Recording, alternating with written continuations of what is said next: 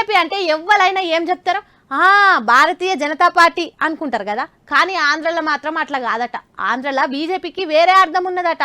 ఆ 3 అక్షరాల వెనుక 3 ఉద్దండులుండి ఆంధ్రలో పువ్వు గుర్తుకు జీవం వస్తున్నారట. మరి ఆ కథ ఏందో చూడురి. ఈ అమ్మ ఏం ఫీల్ ఉన్నది మామ ఏపీ రాజకీయాలు చూస్తుంటే. షర్మిలను అలాంతా మోరుసుపల్లి షర్మిల అని అత్తగారింటి పేరు యాడ్ చేసి పిలుస్తుంటే షర్మిలకి ఇచ్చిన కౌంటర్ 3 పార్టీలను మెస్లకుట్ట చేసింది. సోషల్ మీడియాలో అక్క చెప్పిన అబ్రివేషన్ చూసి మోయే మోయే అని అంటున్నారు. బీజేపీ అంటే భారతీయ జనతా పార్టీ అనుకుంటారు కదా, కానీ కాదట. ఇది ప్రజల్లోకి గట్టిగా తీసుకువెళ్ళాలి.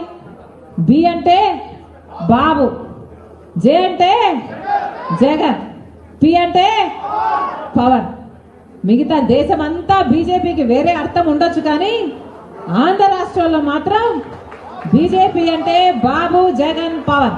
బి అంటే బాబు, జే అంటే జగను, పి అంటే పవన్ అని ప్రస్తుతం ఏపీలో నడుస్తున్న పాలిటిక్స్ కు తగ్గట్టే చెప్పింది. బీజేపీ ఫుల్ ఫామ్ ఇదే అని షర్మిలక్క చెప్పినాక పాటలుగా ఆలోచిస్తే నిజమేనయ్య పులారావు అని నెటిజన్లు కామెంట్లు వేసుకుంటున్నారు. ఆంధ్రాలో సింగిల్ సీట్ లేని బీజేపీ ఏపీ రాజకీయాలను మస్తు కంట్రోల్ చేస్తుందని షర్మిలక్క అంటున్నది. నిజంగా కూడా అసలు ఆంధ్రాలో బీజేపీ తరపున నిలబడేందుకు క్యాండిడేట్లే లేరు. కానీ ఆ పార్టీ ప్రాప్తం కోసం చంద్రాల సార్ చేయని ప్రయత్నం లేదు. జగన్ అన్న అయితే ఢిల్లీలో దోస్తు మేరా దోస్త్ అని అంటాడు. గల్లీకి వస్తే ఎవరు మీరు అన్నట్టే తెలియనట్టే ఉంటాడని సానోద్దల సంధినిపిస్తున్నమాట. ఇక పవనాల సంగతి తెలిసిందేనా, వాళ్ళు పంపిస్తాన రూట్ మ్యాప్ లో లొకేషన్ తెలియక ఆగమెత్తున్నాడు. మళ్ళీ రేపు మాపో ఢిల్లీకి పోయి మ్యాప్ సంగతి ఏమాయా అని అడిగేందుకు చూస్తున్నాడు. వీళ్ళు 3 కలిసి బీజేపీని వన్ సైడ్ లవ్వే చేస్తున్నారు. కానీ బీజేపీలు మాత్రం చాలా తెలివిగా ఎవరిని ఎంత వాడాలనో అంతే వాడుతారని పొలిటికల్ ఎక్స్పర్ట్లు కామెంట్లు చేస్తున్నారు. మరి పోనీ ఇంత తనలాడితే సెంట్రల్ సర్కార్ ఆంధ్రాకి ఏమైనా స్పెషల్ సాయం చేసిందా అంటే గుండు సున్నా. తోకల ఈక లెక్క లైట్ తీసుకురు తప్ప ఆంధ్రాని కానిందైతే లేదు. అయినా కూడా ఆంధ్ర లీడర్లంతా మీ దయ మా ప్రాప్తం అనుకుంటా కమలయ్యల తోక చుట్టే తిరుగుతున్నారు. 40 ఏళ్ల సీనియర్ అని చెప్పుకునే చంద్రాల సార్ కూడా మోడీ ముంగట మోకరిల్లి పాహిమామని వేడుకుంటున్నాడు.